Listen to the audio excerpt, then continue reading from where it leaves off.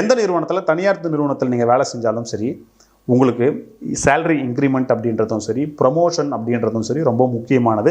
அதுதான் உங்களை ஒரு அடுத்த கட்டத்துக்கு ஃபைனான்ஷியலாக மூவ் பண்ணி கொண்டு போகும், உங்களுக்கான ரெகக்னேஷனையும் ஏற்படுத்தும். பெரும்பாலான நபர்கள் பார்த்தீங்கன்னா வருஷம் கண்ண முடியும் ஒரு சேலரி ஹைக் அப்படின்றது பார்த்தீங்கன்னா ஏதோ ஒரு பர்சன்டேஜ் அப்படின்றது போட்டுருவாங்க. ஆனால் பதவி உயர்வு அப்படின்றது பார்த்தீங்கன்னா ஒரு 100ல் 5 பேருக்கோ 100ல் 10 பேருக்கோ தான் கிடைக்கும். அப்போது அதை நம்ம வளர்த்துக்கணும் அப்படின்னா பார்த்தீங்கன்னா நம்மளோட சேலரி அப்படின்றது 10% 15% கிடையாது, ஈவன் 100% ஹைக் ஆகிறதுக்கான வாய்ப்புகள் அப்படின்றதும் இருக்குது. ஸோ பதவி உயர்வை பெறுவதற்கான வாய்ப்புகள் என்னென்னலாம் உங்கள் நிறுவனத்தில் இருக்குது அப்படின்றத தொடர்ந்து நீங்கள் பார்த்துக்கிட்டே இருந்து உங்களை நீங்கள் கிராஸ் ட்ரெயின் பண்ணிக்கிட்டீங்க அப்படின்னா உங்களுக்கான ஒரு பதவி உயர்வு அப்படின்றது உங்களோட வாழ்க்கையில் நிச்சயமாக கிடைக்கும். பதவி உயர்வு வரும்போது பார்த்தீங்க அப்படின்னா சம்பள உயர்வு அப்படின்றது வரும்.